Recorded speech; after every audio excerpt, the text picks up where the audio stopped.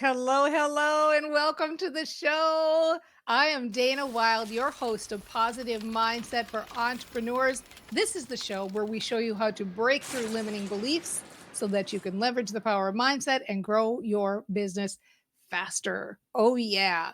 If you would like to get a jolt of happy every morning in your inbox, then you definitely want to sign up for the Positive Mindset for Entrepreneurs daily newsletter. You can find it at danawilde.com/mantra. danawilde.com/mantra, mantra. When you get that little jolt of happy in the morning, you get your mindset going right. You feel like building your business, right? You feel like you're on top of the world and things are happening and you're feeling so good. So I highly recommend go get that newsletter. All right. All right. And by the way, in case you haven't done it, do hit that subscribe button. Really important to subscribe so that you get the latest video every time one is released. So let's discuss today the latest question that came in. It's all about pricing programs, and I'm going to read it directly here. Somebody wrote in, and it's actually a pretty long email. If you want your question on the show, all you have to do is go to danawilde.com/ask Dana, and you'll fill out the form there and you'll be anonymous. And that's what happened here. The question's quite long, so I'm going to pick out pieces of it, but here's kind of the gist of it. I want to know how to price my programs. I have people who come into my sandbox, right? Come into my email list who are on a fixed income. And my ideal client has no money worries and can spend whatever she wants to spend. So, should I change my free program to a paid program so that I attract a more affluent client? But then I feel bad because I can't include more women at different income levels. So should I use a sliding scale for payment of a membership, or am I just asking for trouble? So a lot of stuff kind of mixed in there, and I can see where there it's not feeling very clear. You're feeling kind of muddled and confused. And this is something that many of us run into. We want to be able to help everybody in the world, but we also want to be able to have a business and be able to continue to build our business and make money so that we can stay in business, right? And so, how do you find that balance of charging exactly the right amount so that you get the right people, or allowing some people in who maybe wouldn't normally be able to afford your programs? So, the first observation I want to make about this, and I'm going to pull the question back up again to make the point more clearly.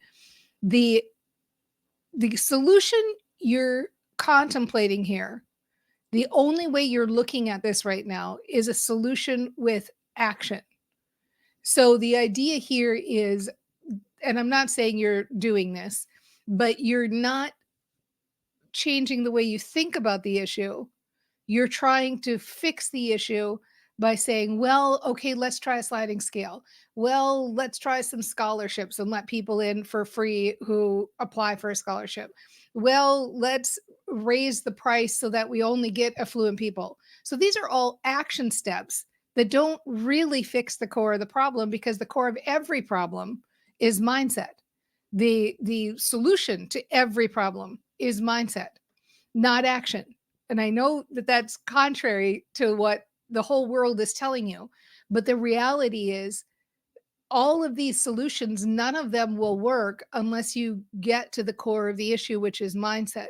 So I want to back up a little bit and talk about this mindset of people not being able to afford programs. And I had this myself. I had this idea. I could hear this background thing of like, oh, I feel so bad. I really want these people or that people or this person to do it. Oh, but they won't be able to afford it. And it didn't take very long before I caught that message and how it felt. How does it feel to think that about people? How does it feel to think about the people who you're trying to help and the people who are in your world, to think, "Oh, it's so sad. It's so sad. They're so sad. They can't get this or they can't get that." Like, I can't even say those 2 sentences without going like, "Yuck." It's a horrible feeling to be projecting that thought onto even a faceless person or to the people in your tribe or somebody else. And that's the core of the problem. That's the core of the issue. The core of the issue is, how do you see people? How do you see the people around you? How do you see the people in your tribe? How do you see the people who are in your world?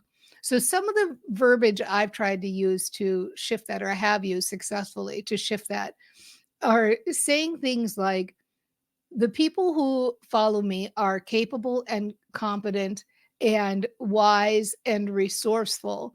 And if it's a fit, they will find a way and it will work out. And it's funny because when you start saying a different phrase, now I started thinking this many, many, many years ago. I was still in direct sales when I was thinking this. And the products in my direct sales company were kind of a higher end product. And I remember we were doing in-home parties at that time. So I would go to an in-home party and I would sometimes catch that I was thinking, oh, I wonder if people are going to afford this, or are they going to be able to afford it, right? Because it was a higher end product. And then I would get to the party and the host would have purchased, I'm just gonna say, like, whatever, $300 worth of catered food and and liquor, so that everybody could party. And I remembered at that time thinking, people do, all of us. I don't care what income level, and I've been at all of them. I've been at all income levels, and things I've really, really wanted, I've always been able to find a way. If it's something that it was important to me, I've always been able to find a way, no matter where I was at.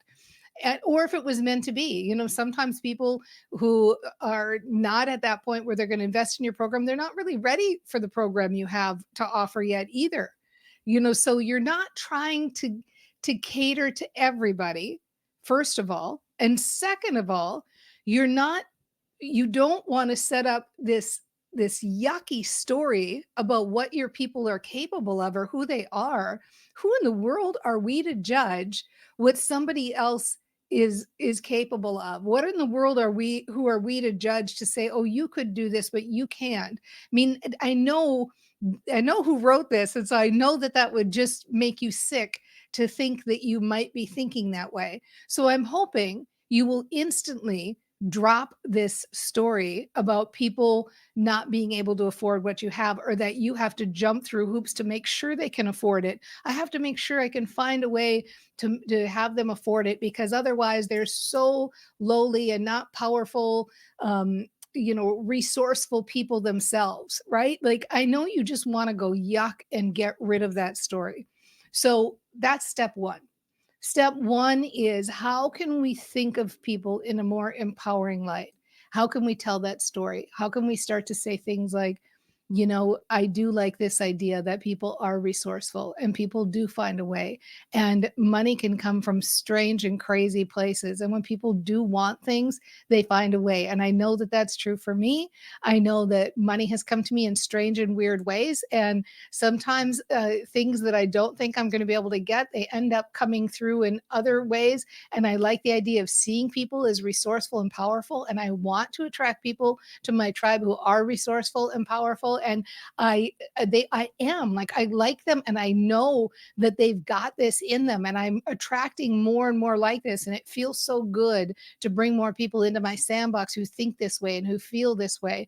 And I can see that I'm attracting more and more my ideal client, and I'm still servicing and catering all types of people. And I will be here for them when they are ready for me on their journey. And everything is a perfect unfolding. And I trust that they will get onto my path at exactly the right time, and that all of the different pieces will fall into place so that they can join the programs that they want to join, and they'll be ready for the message that I have to give.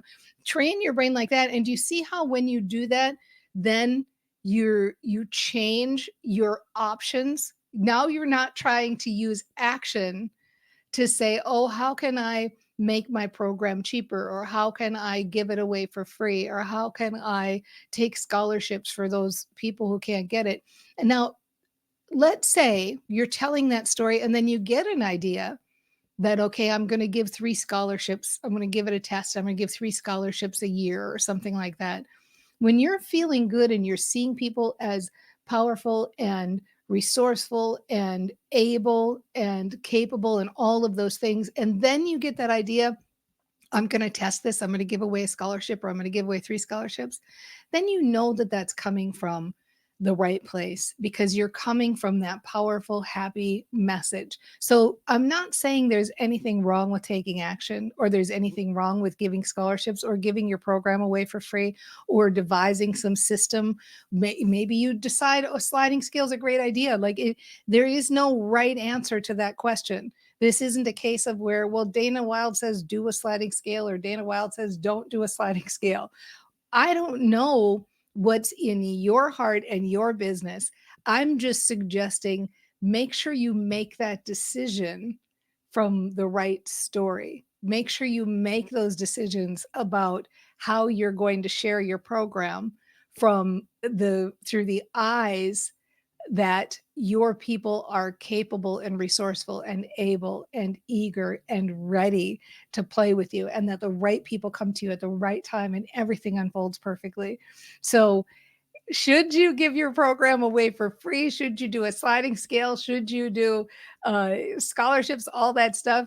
The answer I give you is you will know, because you are capable and able and resourceful and wise, and you will know what to do. Without a doubt, get the brain training right, get the story right, get that messaging right, get to that feel good place, and then let your creative brain come up with exactly the perfect solution for you. Use your mindset, leverage the power of your brain by telling the right story and juicing it up. It's like priming the pump. Get those wheels turning, get the feel good going, and you have access to so many brilliant ideas, many of which we haven't even talked about here. And without a doubt, you have totally got this.